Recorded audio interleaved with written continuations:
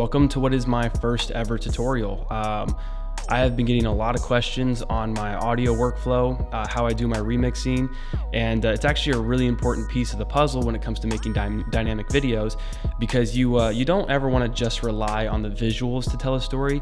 You also want to use the soundtrack as well, and it's pretty rare that you find a song that you can just slap on and it fits perfectly 100%. It's just like a perfect fit. Like, that just doesn't really happen that much. And so you do kind of have to do some remixing. I would say that you don't have to be a musician or have a musician's background to be able to pull this off, but it does help.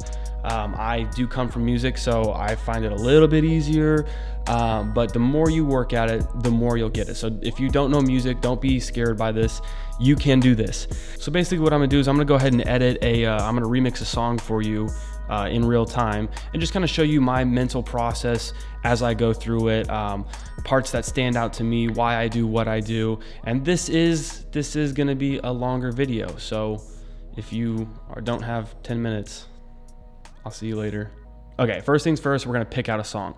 I use Epidemic Sound. They have a really good selection, and I can save all my stuff to a playlist and save it for later. So I've actually had my song picked out already, and I use this for Youth Week for the Sanctuary, and we want to click on Download All Stems. What that's going to do is that's going to allow us to have all of the individual tracks already separated, which is going to give us more flexibility. This is one really great perk about Epidemic, whereas like Artlist, I don't know if you can download stems or not, but here you can see we have all the individual tracks already broken up for us, and then we have the full song there.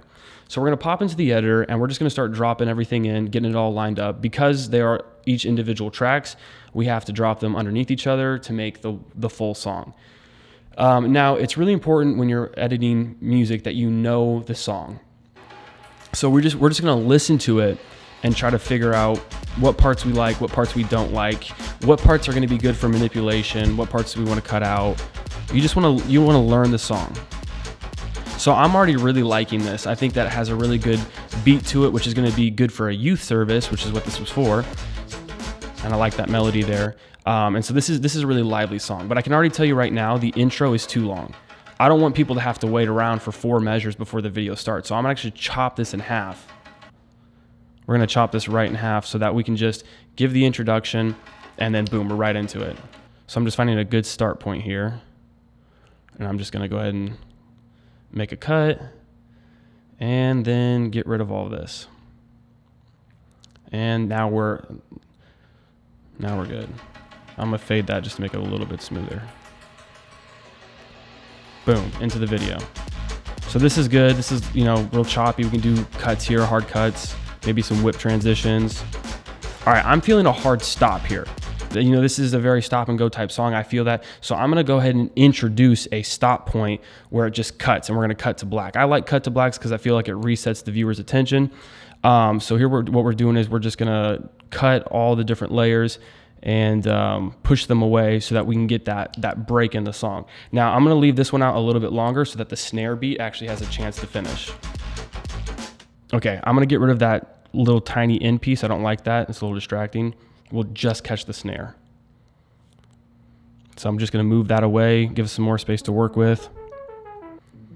Okay, so now I'm looking for the piece that's gonna bridge us back into the meat of the song. Now I really like this melody. I think it's very catchy. So I'm just listening for the right one. It's repeating over and over. I want the one that speaks the loudest. I want to make sure that the song works for me.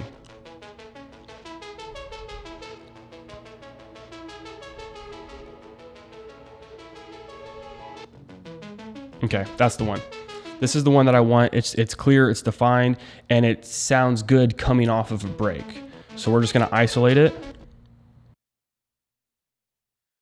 Okay, so now that we've got that one part isolated, we're gonna go ahead and try to position it where we want it to go after the break. So we're gonna take it, move it over the break, and let's give it a listen. You'll feel it, you'll feel it. Cut, hit, I want it right there.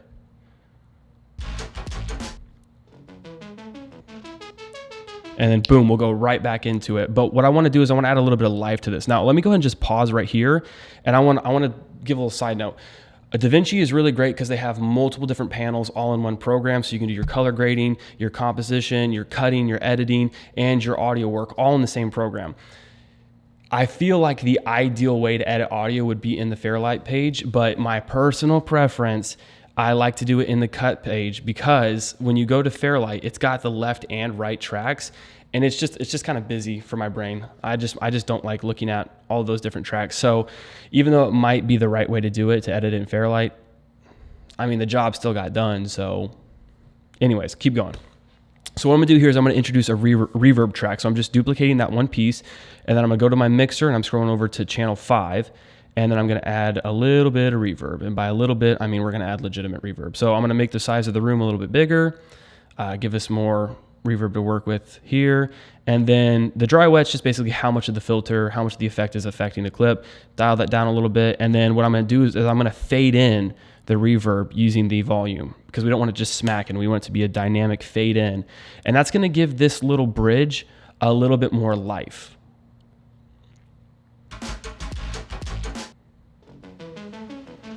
You see how that feels a little bit more full? All right, so now that we've got that situated, actually I'm gonna add just a little bit more reverb, just a little bit more. Like that, and then maybe just a little bit more. Okay, see how that sounds.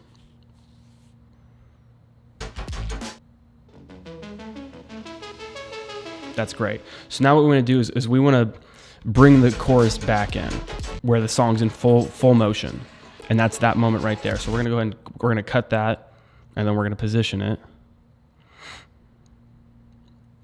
And I can just get rid of the other stuff because we're not gonna use it. Now keep in mind, I'm trying to hit 30 to 40 seconds. This is a recap video. It doesn't need to be super long. So I'm trying to get it and go. And back in. Now you'll see right here the stems instrument track. I feel like that's a little distracting at this current moment, but we'll pull that back in later for some accents. But I think that just coming straight into it, I think that it just sounds a little too busy. I want the attention to be on that melody.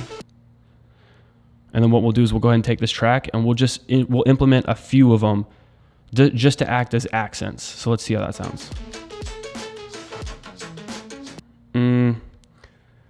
To me, that sounds like it's one beat too early. Yeah, that's one beat too early. So we're gonna push it back one more beat.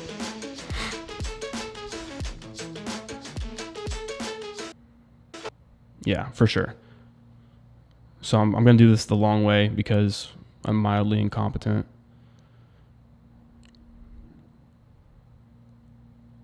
Yep.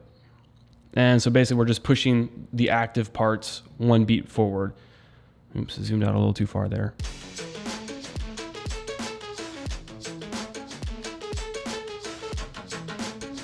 Okay, and so we got one hit in with the accent. We're gonna introduce another accent that's just slightly longer. So it's like just one after the other.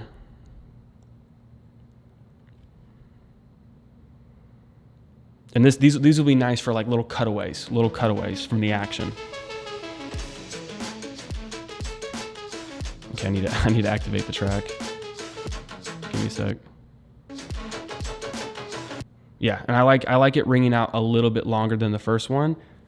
So it's like a continuation, but after that we're done. We don't need that part anymore.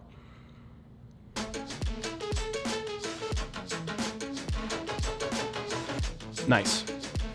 Great. All right, so now we're ready to close out. We're at 29 seconds. We don't need this to last much longer. I'm just gonna bring my bass stem back into the mix here, and that'll really make the second chorus feel a lot more full.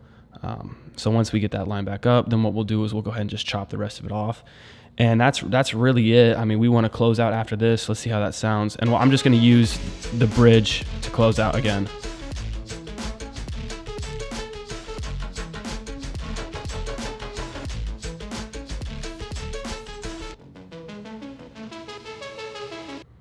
Okay, so we want that to echo, and so what we need to do is we need to tell the editor to keep playing even though there's nothing past that. So we're gonna trick the editor into thinking that there's more to be seen. So we're gonna go ahead and put a solid color right there so that the editor just keeps on playing past the instrument and that'll allow the reverb effect to have its place.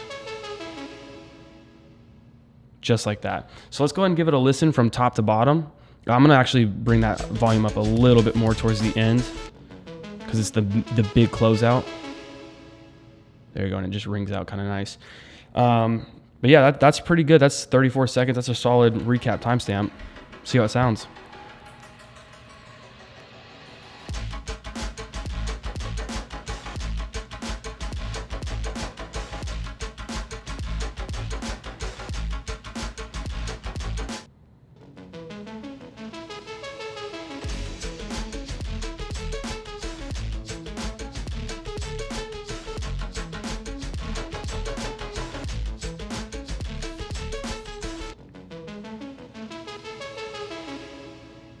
Yeah, and that's perfect for a recap video.